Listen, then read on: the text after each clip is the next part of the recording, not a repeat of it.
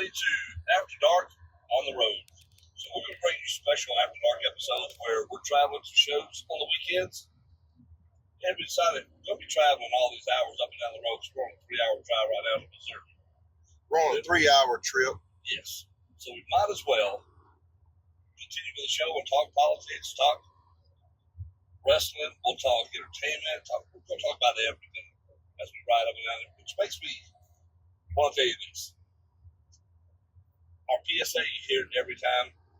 Probably not as, if you watch this show so far, you can follow us on YouTube, X, Facebook, and Rumble at After Dark, or After Dark with the Voice. Check them all out. Use the like, subscribe, and follow. You can be a part of the show. If you want to email us topics, email us comments, whatever you want, you have to say about the show, you can email us at afterdarkwiththevoice@gmail.com and be a part of the show. So today's talking about politics and promoting and wrestling and how it all goes together. That's our first subject today.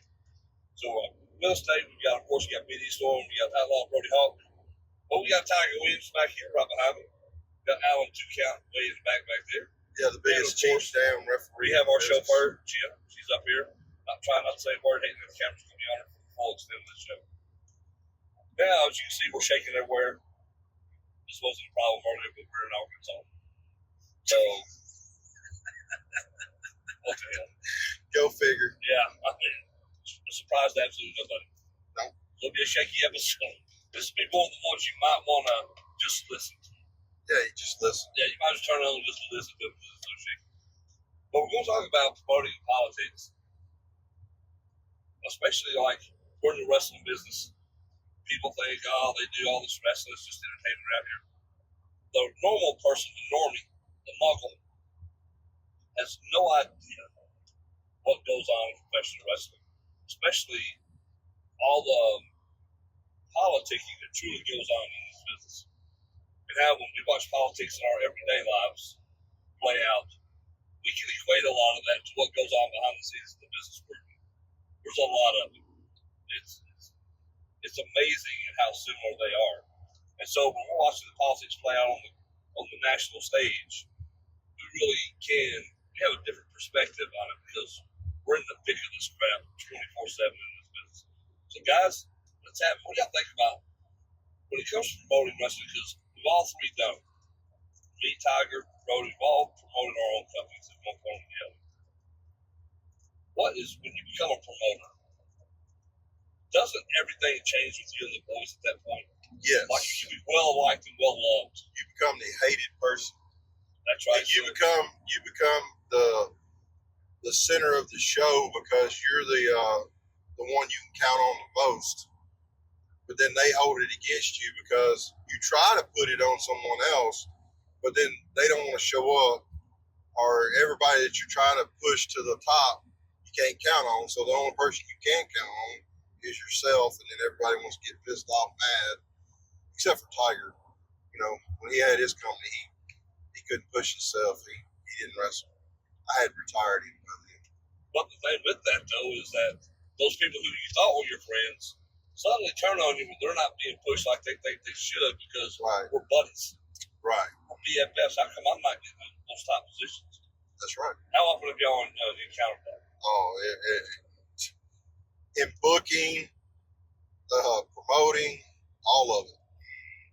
I tell you, wrestling, I've always heard this, and when I was starting out, but then once I started booking and promoting, I really saw it.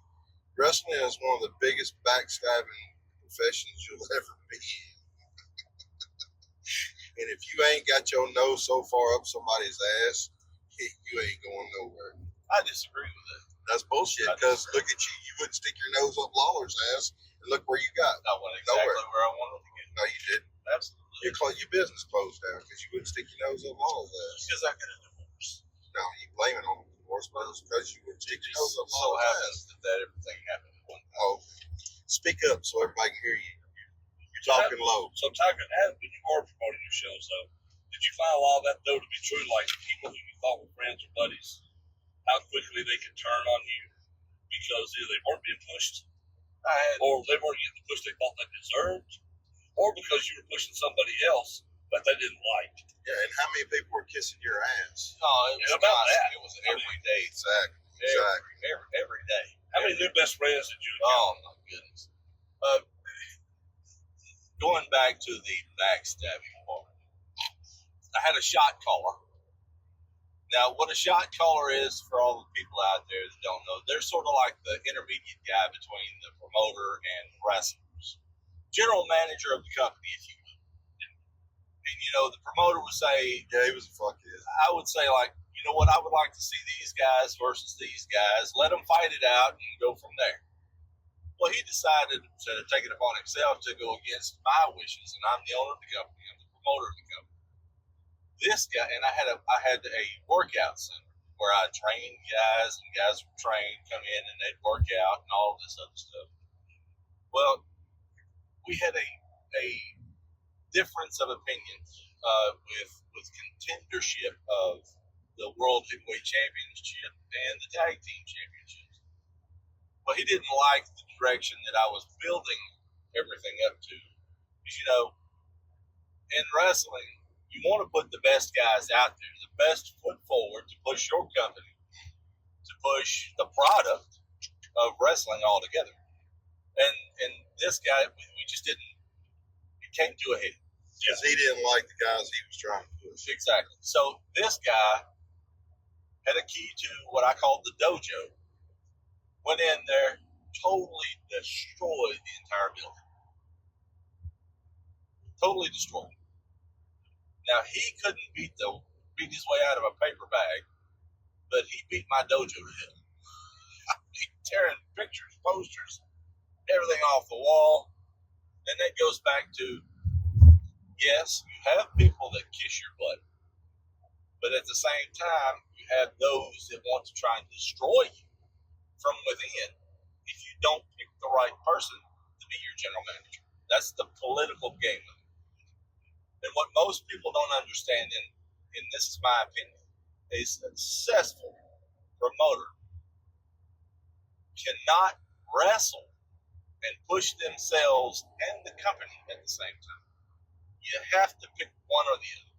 If you want to make it past the independent level to get up there with the big guys, you gotta take your ego, and we all have it. Everybody that's ever laced boots, put on a pair of tights, and went out in front of anybody, we all got it. You have to put that to the side because your ego becomes entwined with the company that you're trying to build. So it's hard. I'm not going to say it's impossible, but I took the mentality as a promoter from a guy that from someone up in the northeastern part of the country who is a self-made billionaire. I tried to incorporate that into the lower functioning level of independent wrestling. Sure, second. I'm talking about a self-made billionaire that people are going to hate on for the rest of his life. Approved to be a sex worker. It doesn't matter. The point is a billionaire. Are you going to let me finish my? Go ahead. He took himself out of the equation, built the product, then he put himself into the equation. After it was already made. After it was made. I tried to incorporate that in this. In order to make it successful, in my opinion, you have to do that because the product becomes more important than your own personal ambitions. But the political end of it is I had one standing rule as promoter in RPCW and PCW. You either what made me push the matches between individuals. It was my job as the promoter to put asses, if you will, in the seat. It was your job as the wrestler to keep them coming back. If you couldn't do that, there was no room for you in my company. And I think that's There's a lane closure ahead. I think that's the mentality that a lot of these promoters have forgotten. Is your job is to go out there and fill up that stadium. That's it. As a promoter. That's it. And you pick the guys to come into your company and keep those fans coming back week after week, month after month, And if your wrestler can't do that, then what are they giving you? What are they doing for your product that you're pushing? Absolutely nothing. And we see more and more of that these days, right? I think that's a concept that is so far gone. It's not being taught. None of these wrestlers today understand this. Oh, no, they don't understand. They have no clue what you're talking about right now. The guys that you were trying to push, did they become successful? They did in their own right. They did in their own right. That you're. There are some that will be legends in this independent circuit, which is where I wanted it to go. But there are also some that sold out to a little short guy and a guy that pulled a strap down in front of 50,000 people. I'm not going to mention any names. But here's the great thing. I do understand that mentality, though. Like we have people who grew up around this area. We're in the Mid-South. For those of you who don't know, you had Lawler was the guy. Bill Dundee was the guy. Those were the names here for almost 99.9% of the people. So when they got into business, all they cared about. I want to rub elbows with those guys. It wasn't about being great at their craft. They had one singular goal, right? I just want to rub elbows with those guys. My mindset was, I just want to be good. I want to be good. I don't want to be Jerry Lawler 2.0 or Bill Dundee 2.0. I want to be me. I want to be good at being me. Well, they got you far, didn't they? I'm sorry, I didn't mean to interject, but just let me touch on that for a second. Touch on it. I don't like him. I just don't like the son of a bitch at all. Sure. And there's a reason for that. It's because, true enough, in this area, his gimmick is fitting for what he did. He is the king of this area. But I didn't want to be the king. I wanted to be bigger than that. And that's what most of these guys, and you go to folks wanting to touch elbows and rub it. Well, I know so-and-so. I don't care. Right? I don't care to know this guy. The truth, in my ideology of being better than everybody else is, yeah, I know you, Jerry Lawler. I don't want to be you. I want to beat you. And that concept has been totally already gone.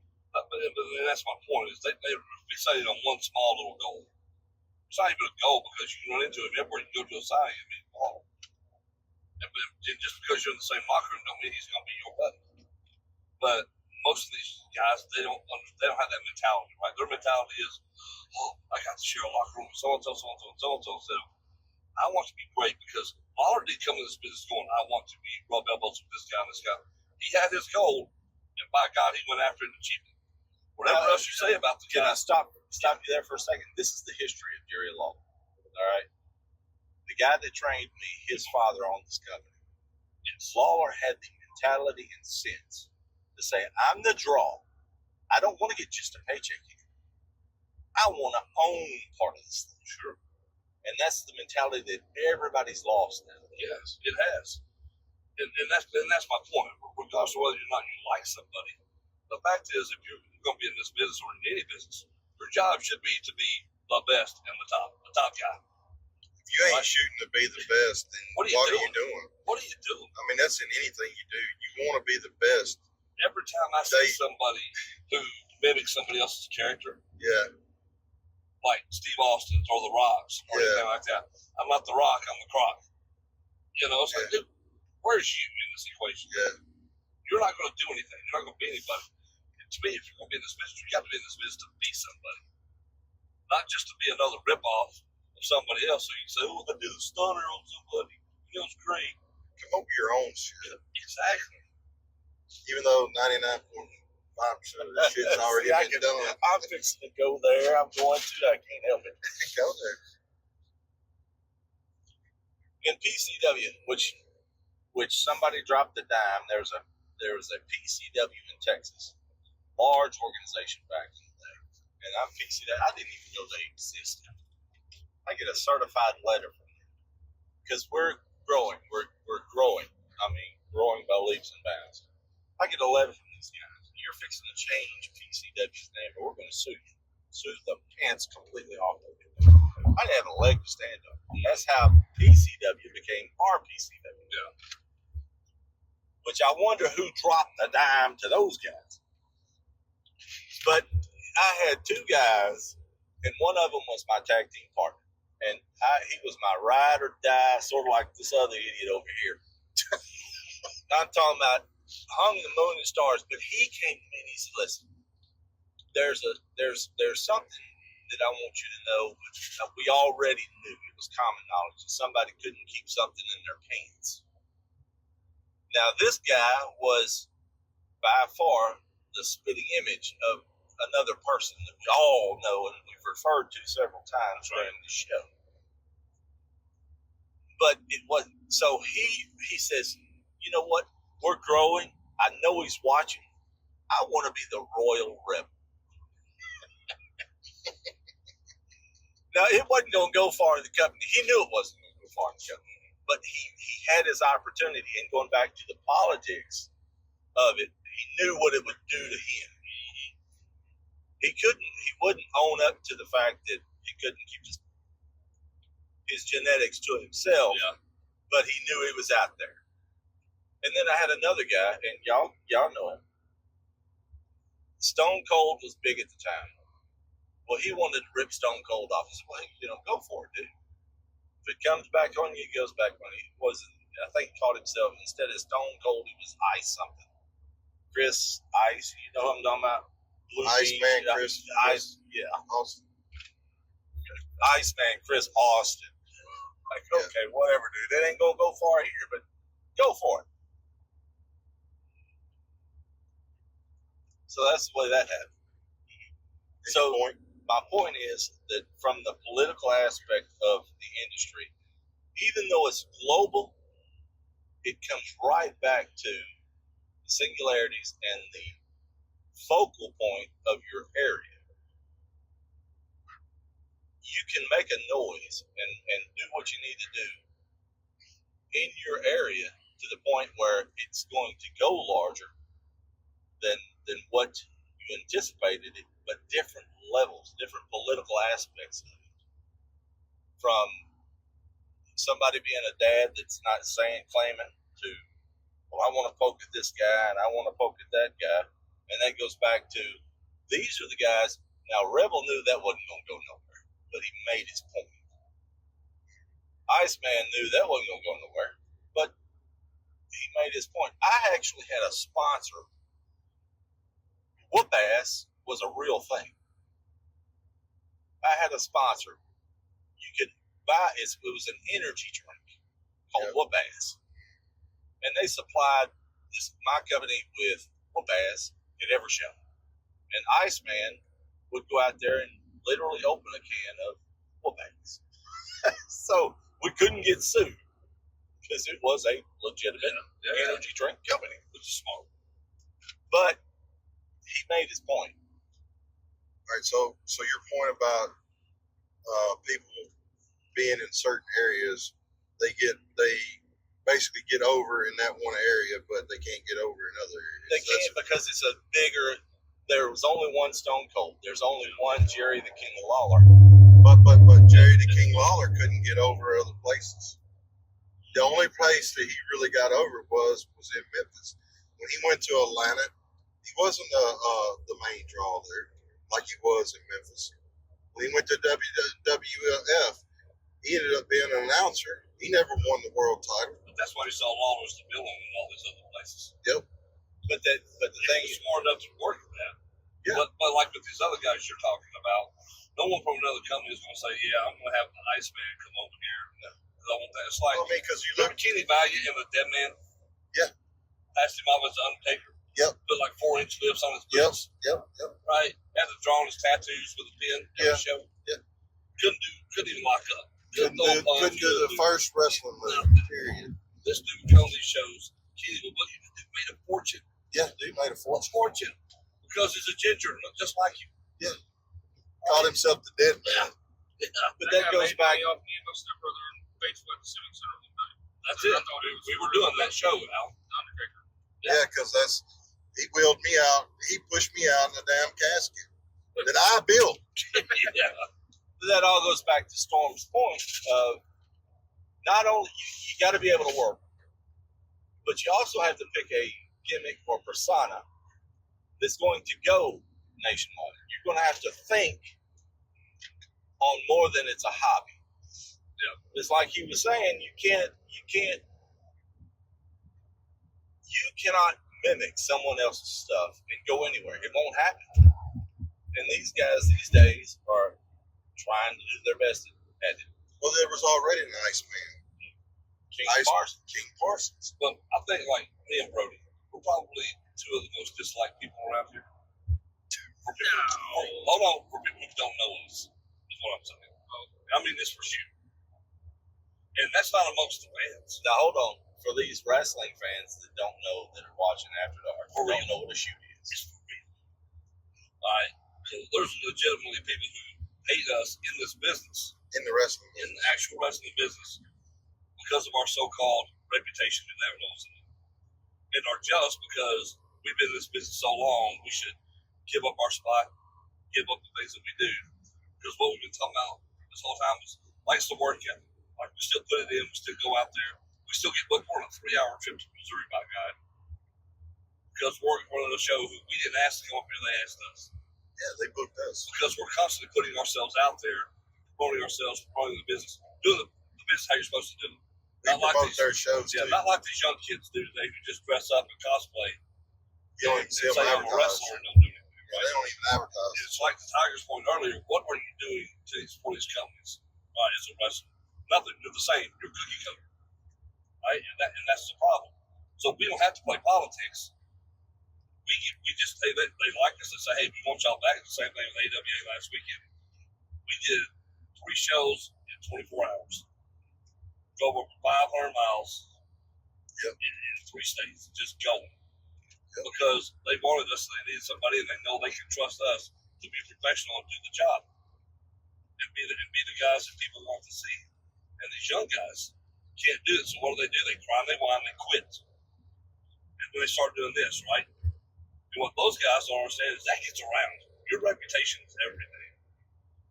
So when it gets around, though, that you're a crier and a whiner and you're a quitter, that's worse than being our supposed reputation is just being mean guys. Right? Just assholes behind the scene. Right? The whole 20. Our reputation is far more acceptable in all circles than guys like that who cry, whine, bitch, complain, and that's all they do is talk noise and undermine every company they work for, and they get fired and don't get hired back. And that goes back to the point of when you're straightforward with what you have to say. Yeah, that's what gives you sometimes gives you the reputation as a asshole or hard to deal with. When you're not really that, you're being straightforward. You're telling the truth. You're not sugarcoating it and sticking your nose up somebody's ass to just get by. People don't like the truth. They don't like the truth. So when you tell them the truth, they get mad, get butthurt, and then all of a sudden you're a bad guy. So let's equate that with our current political situation. Because everything we just said leads into the current politics of our time right now, right? Everybody loved Donald Trump until 2015 when he said, I'm running for president.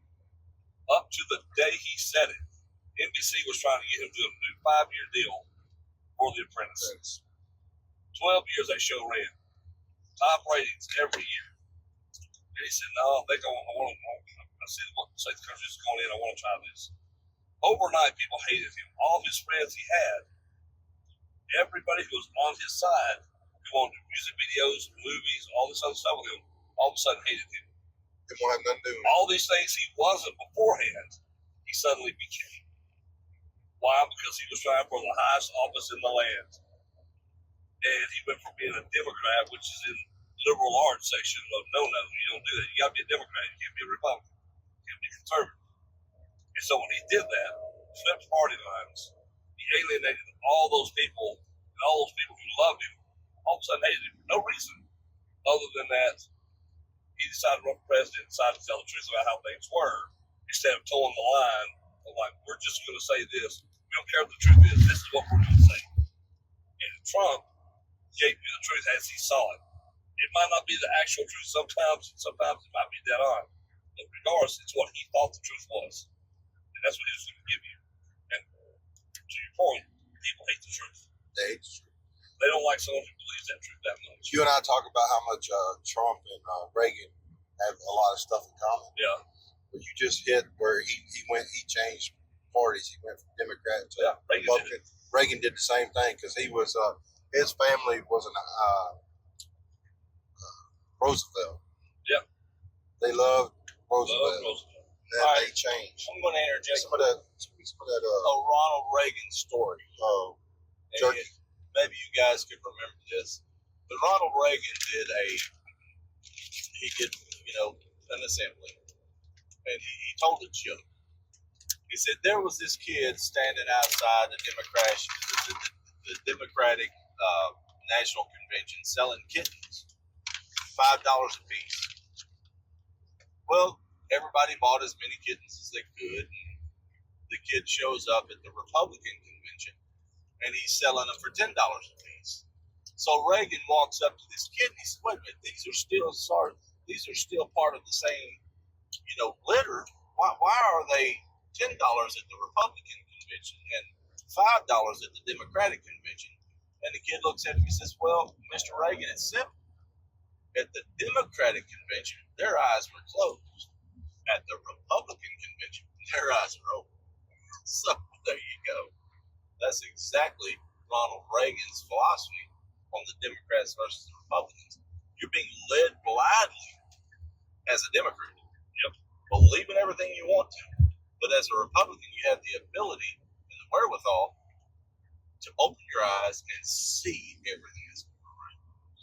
And it's so wild because, like, with today's politics, regardless of what side you're on, who you vote for, like me, you should always, I don't vote party lines. I vote based on what I need the party to do for me. Like, I don't like paying all this extra. The economy is so wasted right now, it's terrible. Inflation is so bad. And those are the things that matter, like being able to live, and not just live, but not scrape by them. Like you'll see the clip this weekend where the reporter harassed the guy with the boat. Y'all see that clip? CNN reporter. So they're having this big Trump parade in the ocean, right? They got all these boats out there. All these boats. Trump flags, Trump parade, everything. Black, white, Hispanic, they're all out there celebrating. CNN reporter comes up there and she sees this one guy, she saw his boat all decked out, big boat. And she asked me, like, well, but I see, though, that at least you have a boat. He's like, stop me. I worked hard for the shit I have. His words. I work hard for the shit I have. But still, though, you own a boat. Like, other people can own a boat, they just have to work for it. I work my ass off. My kids got a great education. They work their ass off. They got better than I do. But they work their ass off to do it. Everybody can do it. You just have to put in the work to do it. And I thought it shut her down, which is pretty cool to see because she had nowhere else to go after that. But she was trying to get him and make him feel guilty because he had a boat and other people can't afford boats. What does that have to do with anything? That's a work ethic issue. Most of the time. It's, can I manage my money? Can I do the right things? And you can blame it on education, you can blame it on genetics, whatever the case may be, because I think a lot of it goes into it. But the point being is that anybody has, in America, you have the opportunity to build whatever kind of life you want. It's up to the individual to decide whether they're going to do it. And for the Democrats, it's more like, this is why we think everybody should have the same amount of stuff, and yet these high-powered, very rich Democrats will not open their home up to the very illegals they say should be housed right here in America. Yeah, they're living behind guarded gates. Yeah, it's like, well, we want them all here. I'm not going to house them. We'll put them in a little small town over here and let them deal with it. But they're not coming to my house. They're not coming to my gated community. Yeah, I'm just going to champion it, but I'm not going to actually do it. Yeah. We'll let these other communities do it, which you see in Springfield. Which, if you haven't seen, we covered it on our last episode of After Dark. Check it out. But yeah, it's a big deal right now. So it's funny because those politics are the same. I want people loving you and hating you. And it all changes when you become the person in charge, what you're trying to do. And to me, it's interesting. But that's in every aspect of life. It does not change. What I think is most interesting to me is, as U.S. citizens globally, even globally, we have lost our ability to critically think for ourselves. Yeah, and I'm fixing it. This whole, even since COVID, all right, and it's popped off with every social media outlet out there. Oh man, we've got these influencers that are making millions of dollars. Influencers started taking over after Walter Cronkite quit reporting. And I challenge anybody right now, Google Walter Cronkite's presidential coverage. Walter Cronkite would say, and now we hear from the president. He would allow the president to speak, and after he got through speaking, he would say, and those were words from the president. It wasn't until media started popping in those analysts that made people start thinking what they wanted them to think. They would say, well, the president just spoke. And here's what I think about that. And then subconsciously you pick up on that. Well, maybe I should start thinking that way too. Instead of letting the president speak for themselves, somebody was influencing them to think in a different way. We stopped critically thinking for ourselves. And journalists sort of put themselves in the story instead of reporting the story.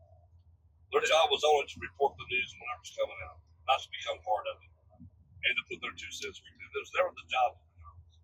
But like you said, that's what they become. They become influencers now instead of just journalists.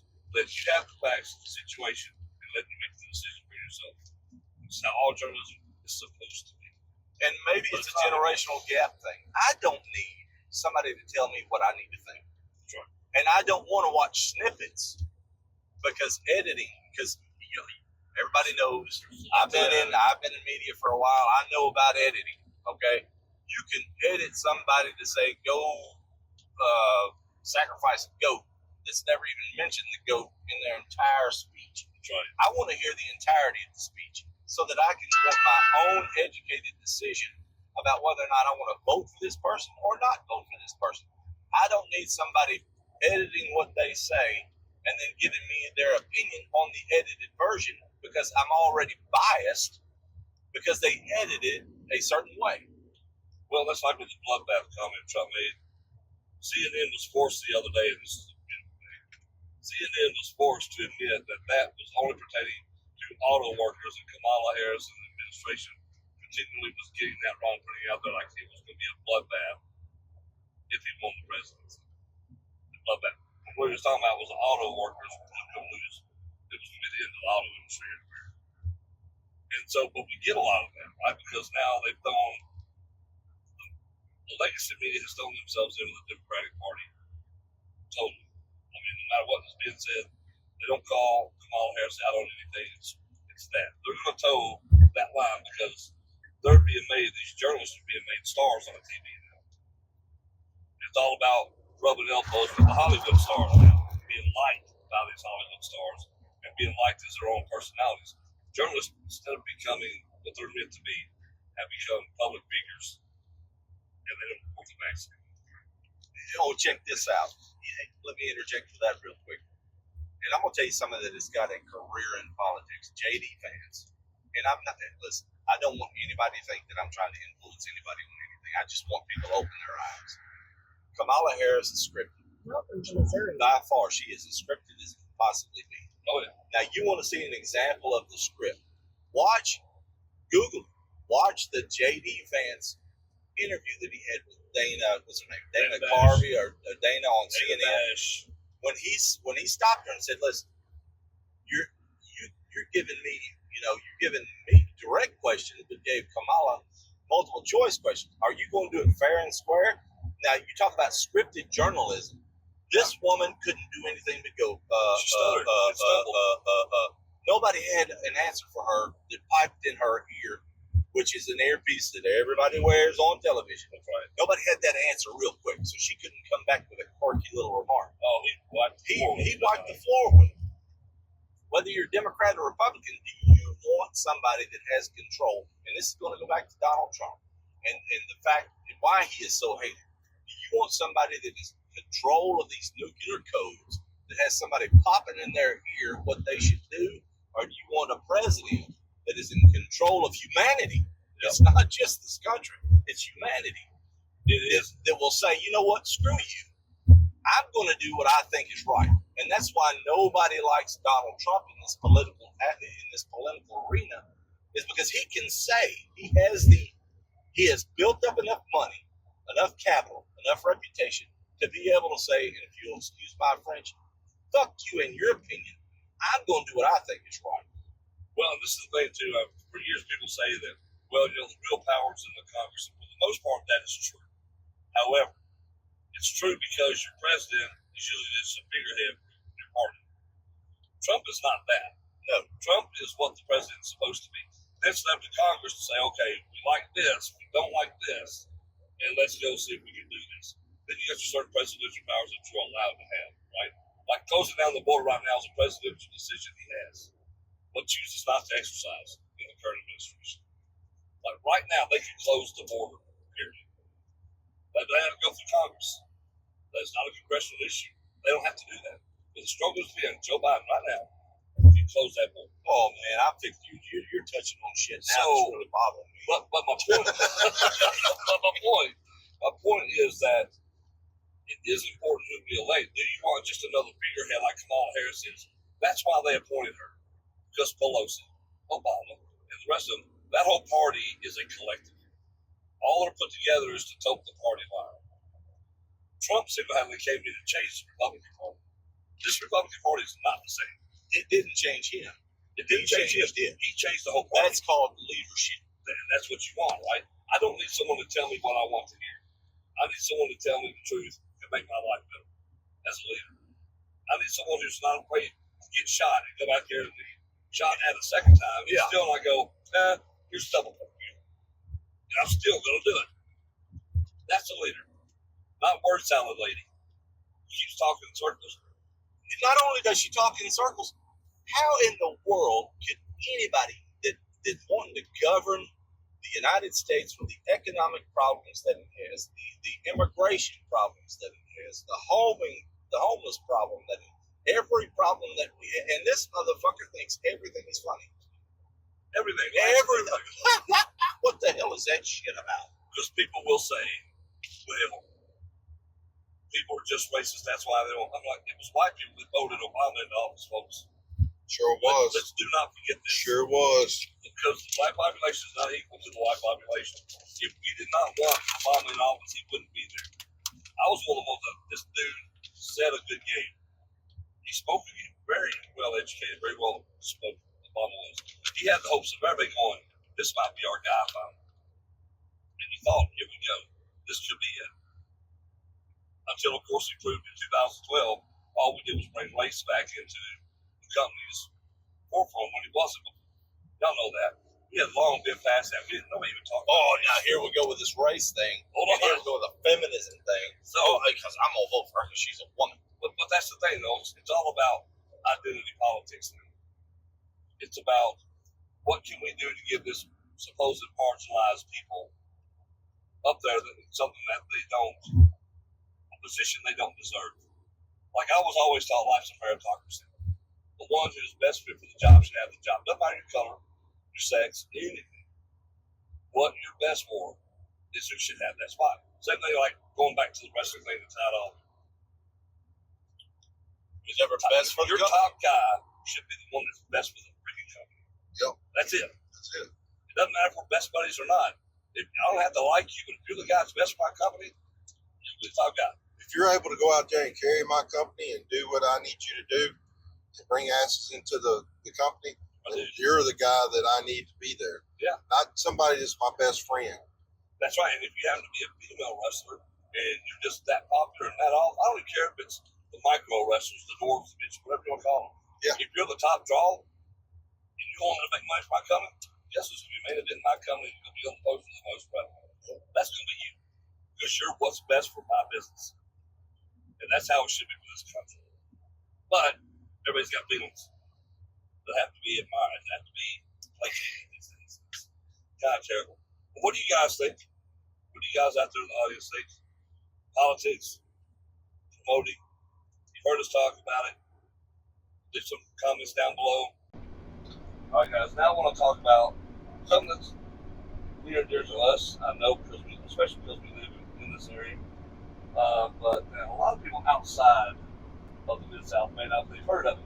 If you've never watched wrestling or you're a wrestling buff at all, you've heard of the Mid-South Coliseum. And right now it sits empty. It sits almost as just a storage room, really, for the city at this point over there by the Liberty Bowl. So let's talk about the Mid-South Coliseum, the history of it. Tiger, that's your Mecca. My Mecca. The only place I ever wanted to go in the wrestling industry. I didn't care about New York. I didn't care about Atlanta. I didn't care about Texas. I wanted to wrestle in the Mid-South Coliseum because that's where I grew up, watching wrestling. That's where I decided I was 12 years old, Southside X, Road 14, when Nick Bockwing was defending his belt against Jerry Lawler. And of course, they had the big spotlights back in the day. They didn't have the pyros and lasers. And that spotlight hit that belt, and that belt just so happened to reflect and hit me right in the face. And that's at that moment, I said, this is what I'm going to do. And this is where I'm going to be.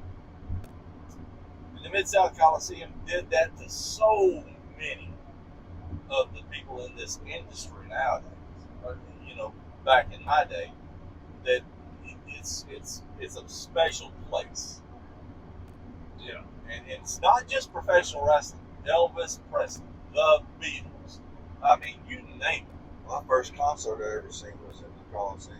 Hank Williams Jr. I've heard the Tear in My Beer tour. First concert I ever went to was there. Mine was Kiss. I mean, it's a historic. I think they should make it a historical landmark. Well, there's a push to make that happen. Right? We talked about this off air earlier, but we're trying to get a group together, a collective together to save the Mid-South Coliseum. We've been talking about it for years and years. There's been an active push to maybe make it a place for restaurants and shops to preserve its the historical value. We're talking about 65,000 square feet with another 24,000 square feet in just the arena itself, right? So it's a huge building with a lot of potential. The question is, with where it's located, is it a great business decision? Because what you're going to have to do to restore it, first of all, that's a lot of money. It's not cheap.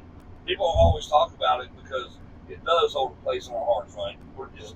But the money, if you're looking at it just as a businessman, the money it's going to take to restore this place, it's a lot. And you have to have loaded pockets. And you're almost going to have to be assured that you're going to be able to get that money back out of it. Do we see that being a true possibility with one where it's located and how old that place is right now? And not only that, but with the way that the Memphis leadership is, because that is really a big deal. We were coming back from Jonesboro last Saturday night. We come back across the bridge, and I'm like, look at that skyline. The Memphis skyline is beautiful. It really is. Coming across that bridge, it is gorgeous. And then you have to ask yourself, what if the Memphis leadership really cared about that city and making it a place that we want to bring in not only tourism but the history of the city? Right. Use it both, but not only that, but updating, bringing new acts into the town. It goes back to your politics and them trying to feed their pockets. Well, it does. So, with that being said, with where the Mid-South Coliseum is actually located at, does it make sense? Taking your heart out of it, because that's the hardest part. Oh, financially, no. It makes no sense, right? That building right now would be condemned if it were open to the public. It really would, because you can't walk through it right now. Floods, concrete's tearing apart, it's decomposing from within. Unfortunately, just based on the structure of the building, it'll never be anything more than a demolition site. And I'm afraid that's where we're going to end up at. Where are you actually from, Cross? Storm? I'm from Texas, Dallas. Dallas. Okay, how'd you feel about the Sportatorium? Hated it. But that place had to go. Did it have to go? Yeah. Could it not have been saved? It was so bad. Like you could. So the Sportatorium was cool, right? Yeah. When you looked at it, it looked like almost like a skating rink. You see those old skating rinks? Yeah, where they sit in. Yeah, but when you walk in, it's like here. Yeah. And you go down, it was a cool setup. Yeah. And I'm a Wild Egg fan. That's how I got into wrestling. Right. That's my mecca. Was the Sportatorium. Like, let's go. And yeah, did it break my heart when they tore it down? Yeah, but when you saw it, like you couldn't even walk in the place. It was so bad. I have another place for you. But that was the thing that was like, we've got to do something. When it was evident nobody wanted to put money into it, you're only left with one other option. Because you can't keep it sitting. What about the Eventually Omni? it's going to fall down. Did they tear the Omni down? Well, then the Omni, they rebuilt it, didn't they? It's not called the Omni anymore, but it's, what do they call it now? But it's still there, though. It's still there. Something like that, I think. But it's still there. They just reversed it. See, if they had it, if Memphis had went ahead and just let Vince McMahon buy the place, it would be the Hall of Fame right now. We wouldn't even be having this conversation. Yep. And that's true. But the sad fact of the matter is, it's just been desolate for years now. Yeah, but And it's heartbreaking as you see that. At one time, they was talking about making that the arena for the Memphis Tigers. Yep. Where the Memphis Tigers would play. But then they have that non-complete. You know what killed the Coliseum was that non-compete clause. Oh yeah. Yeah. That's what that hurt them more than anything. Well, see, that's like the pyramid. They sold the pyramid to Bass Pro. Yep. If it hadn't been for that, the pyramid would be basically in the same shape the Coliseum is It in. really was, because the pyramid is horrible acoustically anyway. Yeah. No musician likes playing. Nope. Oh, nah, yeah, I know that. And so, and again, it's funny how all these things led to the other. Because of that, they knew they needed a place for concerts to be held. They didn't want to do it at the Mid-South Coliseum, so they built some FedEx for them after the failure of the pyramid. Yep. And boy, were they brilliant. You talk about the politics and money in it. When they built the FedEx Forum, there is not an event that's large scale that can come through Memphis, Tennessee and play or do anything anywhere else unless it is approved by Well, that's what he was the talking FedEx about. Forum. The non-compete clause. That is crazy. And that was the death nail for the Mid-South Coliseum. Because the Coliseum, acoustically, Oh, it was great. I mean, hell, AC/DC blew the damn tiles out of the ceiling. So did monster trucks. Yep. Oh, my buddy, Bill, his daddy used to own a grading company, and they did all the dirt work on those monster trucks shows that they had at the Coliseum. You used to get into that show for free every year. So what do y'all think the solution is? So what do you think is going to happen? They're going to tear it down. They're They're going to eventually tear it down, but it's not what you want. No, it's definitely not what you want. It's not what you want. And I mean, the options, you don't have a lot of options. I mean, like you were talking about putting, restaurants and stores in there. I would love to see that because that would be like a place you can go. A place you could go and see. I mean, it's like you go to the pyramid, you can go bowling there. I mean, there's all kinds of stuff you could do there.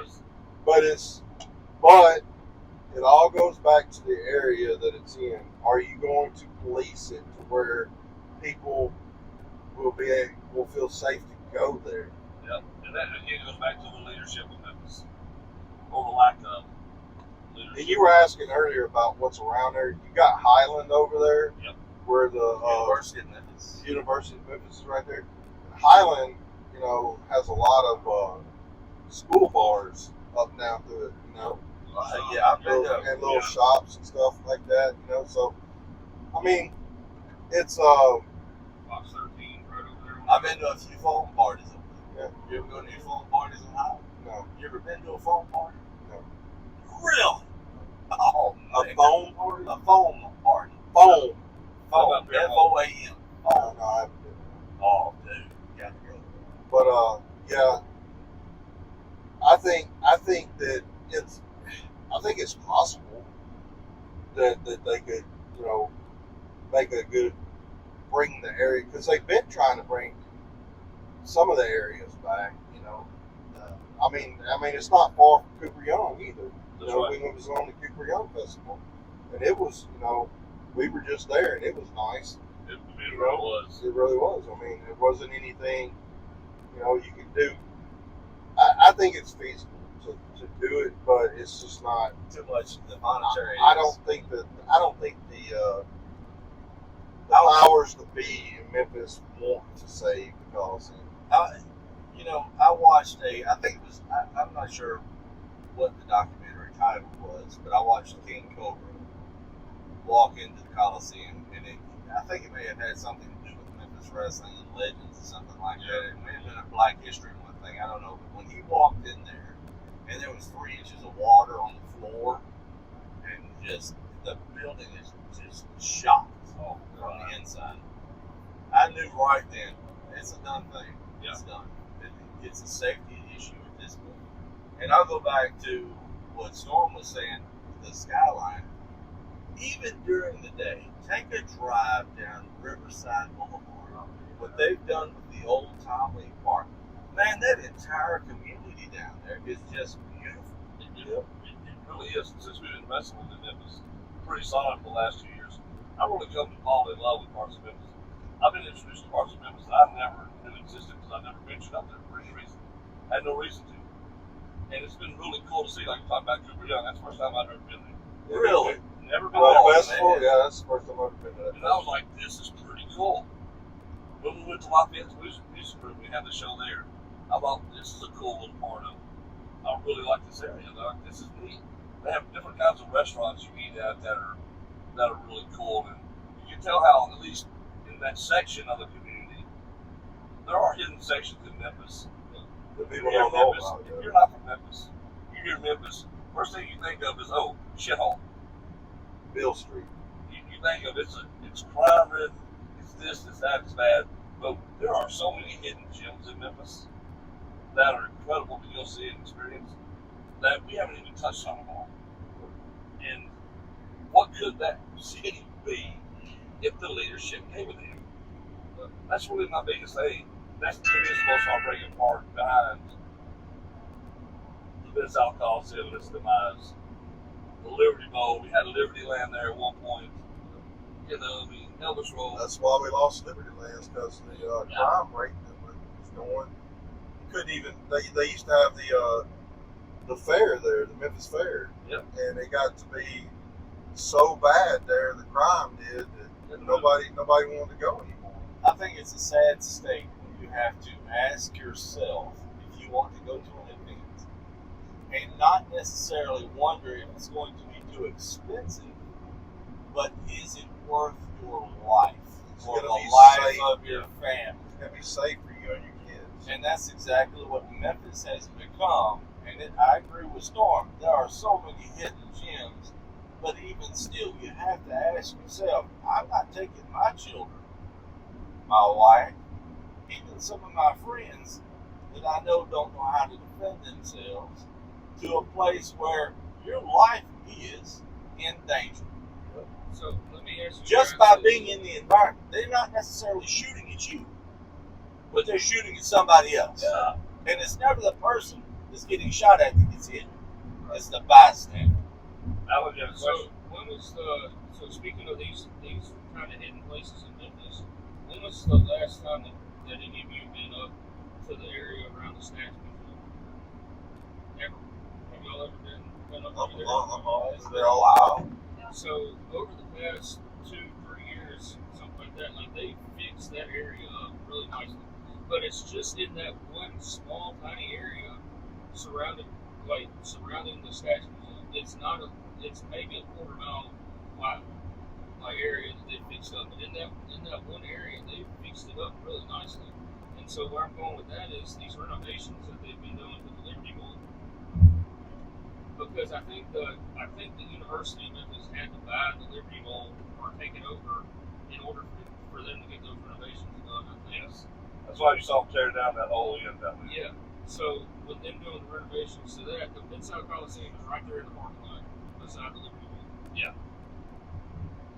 I'm that's true. wondering if there would be any kind of interest from the University of Memphis to maybe renovate that, to start doing like graduations or anything like that there. But I mean, you're shaking your head. That Tucker, goes and I'm back with to you. Brody's non-compete. That's an event that Yeah. goes to the FedEx That Forum. goes to the baseball. Or like my brother just graduated from Memphis in May, and they had their graduation at the Kansas. So it's right there. Now, Not if- for 'em, but If Memphis bought that, if the university bought it, it becomes a different monster. Then it becomes university property. Then that Right. would Because that's against the that's and against they're the not doing non-compete. these renovations at the Liberty But Bowl. if they were going to do that, they'd have already done it. Yeah, that's true. They would have. Well, they'd have done it when they were talking about using it for the Memphis Tigers Yeah, they would have said, look, to play basketball. this there. could be our new, and we'll make it a cool place But for because everybody it to only come. holds 12,000 people. But not necessarily that. You're looking at how much money the university would have to spend to bring it up to code with these standards today. And that's what I'm saying. I think if they were going to do it, they would have. But they're like some of the others, like it's just not worth the money to put into it because of the neglect. If somebody, when it started going down, jumped on that and said, hey, let's do something. But the problem is they've let it sit there and just rot for so many years now that it's almost irretrievable and irrecoverable. And it's unfortunate. But we see that all the time. Look at Memphis right now. You can drive through Memphis, drive through almost downtown. How many of those buildings you look at over there and they're just sitting there? A great example is when you're coming across what we call the new bridge here in Memphis. Yeah. If you'll look to your right in the skyline, there is a rotating restaurant at the top of what is it, the IP building or It used to be the Oak Building. the UP building. Rotating restaurant now is covered with graffiti. All the windows are blown out of it. No, That they're was a redoing money-making that thing. building. But how much is it costing? I don't know, but they're renovating it because they got it closed. Matter of fact, they've actually put windows back in there. Where My it was question is, how the homeless people get up? I don't know. Speaking of homeless people, I was driving down Union yesterday, and where we wrestled at for the Juneteenth thing. Yeah. Right there where I was parked at, there was homeless people tents up right there. Uh-oh. So maybe let's do Mid-South Coliseum is what we're talking about. You know what we're talking about. Do a little research. You got a comment on it? Leave it down below. Talk to you soon.